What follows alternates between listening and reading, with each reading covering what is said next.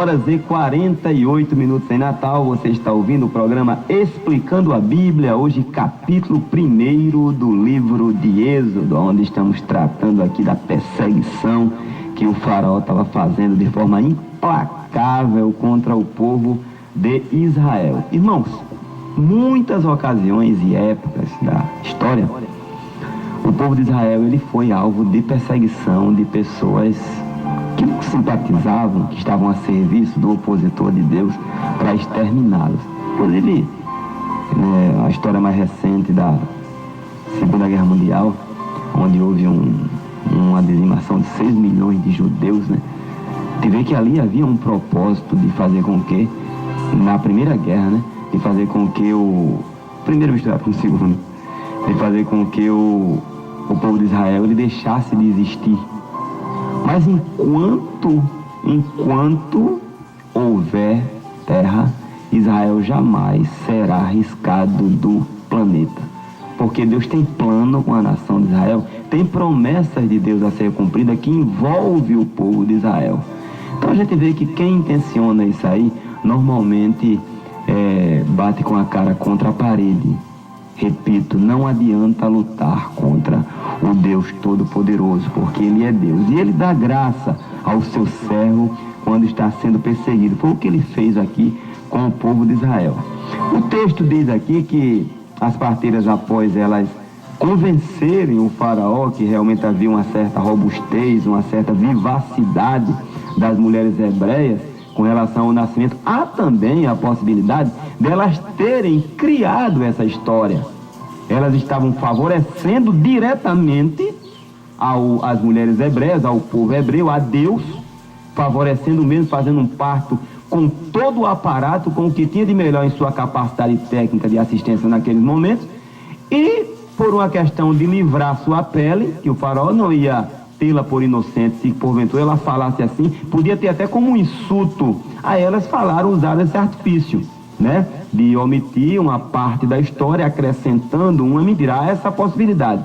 Como também o propósito, como elas temiam a Deus, e elas de propósito, ou de forma intencional, retardarem o momento da assistência. E quando chegaram realmente, então aquilo ali, o coração era movido pelo afeto, por aquela criancinha, pela misericórdia, pela mãe, pelo apego da mãe para com o filho, e ela argumentou isso com o faraó, e o faraó nem contra-argumentou, nem redarguiu o argumento dela, pelo contrário, engoliu aí, colocou uma outra lei, irmãos, também do mesmo porte diabólico. Diz aqui que, portanto, Deus fez bem a parteira, e o povo se aumentou e se fortaleceu, verso 20, 21.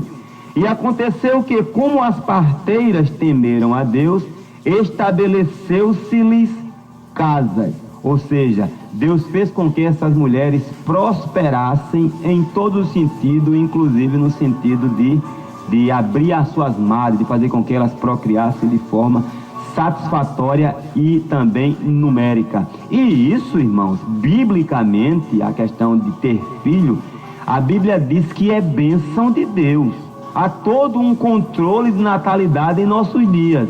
Mas, biblicamente, a Bíblia diz que feliz é aquele que enche de filhos a sua aljava.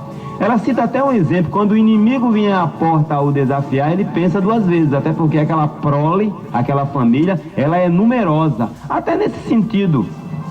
E no sentido do propósito de multiplicar e encher a terra, como a areia do mar, que é também um sentido hiperbólico que Deus se utiliza, que o povo de Israel seria, a gente vê que até nesse propósito também havia também uma obediência a um mandado divino.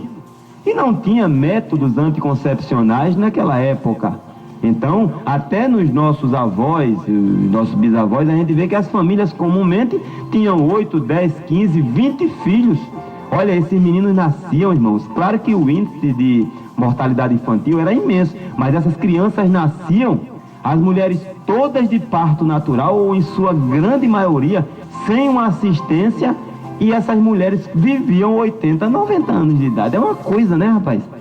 A gente vê assim que é uma obediência à coisa de Deus, porque quando freia a questão da da procriação, não, vamos ligar, fazer uma laqueadura de trompas ou qualquer tipo de controle para a natalidade, há uma modificação biológica, hormonal na vida da mulher, então, consequentemente, a longevidade ela fica diminuída. Isso é uma coisa que até a lógica fala. O versículo 22 que encerra diz assim: então ordenou o Faraó a todo o povo, dizendo: a todos os filhos que nascerem, lançareis no rio. Ou seja, a morte agora era inevitável, pelo menos nos olhos do Faraó, que, repetindo o que já falei no princípio, era cego pelo príncipe deste século. O diabo cegava o seu entendimento, segundo Paulo nos revela, né? Aí ele continuou: mas a todas as filhas guardareis com vida. Sabe qual era o propósito? Essas moças, as meninas, as criancinhas, quando fossem nascendo, iam se tornar moças e mulheres. Aí fazia a junção de raças e o povo de Israel perdia a sua identidade. A questão do Gênesis, melhor dizendo, do Gênesis da nação santa, da nação separada, misturava-se com nação incrédula. Consequentemente, as heranças de gênio, de comportamento, de criação, de cultura, influenciariam de forma negativa. Era isso que ele queria. Teria muitas mulheres, então, um rei que tivesse 100 passaria a ter 300, que entre as mulheres hebreias, ele ia escolher ali 100, 200 para acrescentar ali o seu harém. E uma das características, irmãos, do diabo é a obstinação, é a insistência com o mal, a resistência a uma coisa que ele sabe que é infrutífera, ou pelo menos deduz, porque existe um advogado, ou melhor, um promotor, que muitas vezes chamado consciência dentro do nosso coração, irmãos. E a gente não se livra. Claro que tem gente que está com a mente já cauterizada, insensível. Essas pessoas sim, podem fazer o mal sem um pingo de pesar sequer. Mas em sua grande maioria de homens, de pessoas, falo no sentido geral, quando cometem alguma coisa que vão de encontro àquilo que investiu em seu próprio caráter e descobre que ele não é ou ela não é toda aquela nobreza, a consciência, ela fala alto. A gente vê que o Faraó aqui, ele está em desespero e ele chega ao cúmulo da tirania. Jogue e lance todo no rio. A gente vai ver a partir de amanhã em que foi que deu isso, esse negócio de lançar o menino do rio. A mãe de Moisés, ela obedeceu tudo direitinho. Agora, o caminho que ela utilizou foi um caminho extremamente abençoado, irmãos, e de Deus também. A gente vai ver o homem que Moisés se tornou, né? E Faraó, não esqueçamos jamais que ele é um tipo do diabo, e sempre ele se opôs aos israelitas para exterminá-los. Aplicando aos nossos dias, ele continua na sua obstinação, opondo-se à igreja do Senhor, ao corpo de Cristo. O seu nome é traduzido como adversário, aquele que é opositor ferrenho, né? Que não larga um minuto sequer. Essa sua característica sempre está em oposição e em acusação. Aí eu quero pegar um gancho. Talvez eu use um termo assim, mas não se choque não.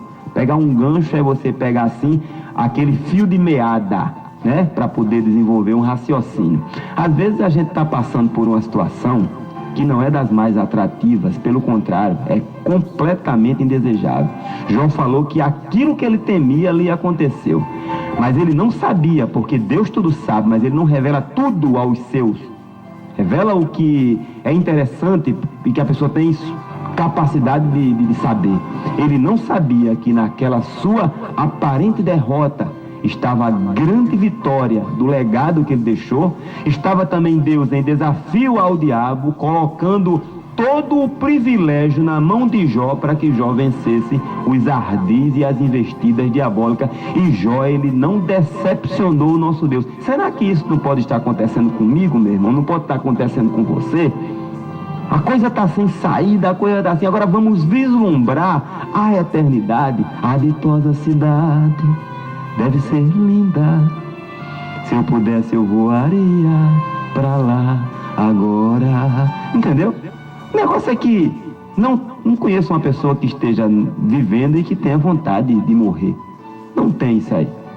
A gente quer uma vida longeva, a gente quer uma vida feliz e quer uma vida também em comunhão com o nosso Deus, especialmente o povo de Deus. Agora que não esqueçamos, irmãos, que aquele que Deus guarda ou aquela que Deus guarda em seu tempo, no tempo de Deus, está em melhor situação do que os que permanecem na terra. Se a pessoa partir para a eternidade sem Cristo, não. A coisa está perdida, sem aceitar a Cristo como Senhor de suas vidas, como Salvador. Mas se houver realmente a comunhão com Deus, a convicção da salvação, a certeza desta, a Bíblia diz que Ele, o Senhor, glorificado seja o seu nome, limpará dos seus olhos toda lágrima. Não haverá mais pranto, nem dor, nem ranger de dente. Oremos então e amanhã a gente já entra no capítulo número 2 em nome de Jesus. Pai amado do céu, Pai de Jesus Cristo, a nossa gratidão a Ti por tudo que Tu tens feito. Tu és bom. E a Tua misericórdia ela dura para sempre. Amém, Senhor.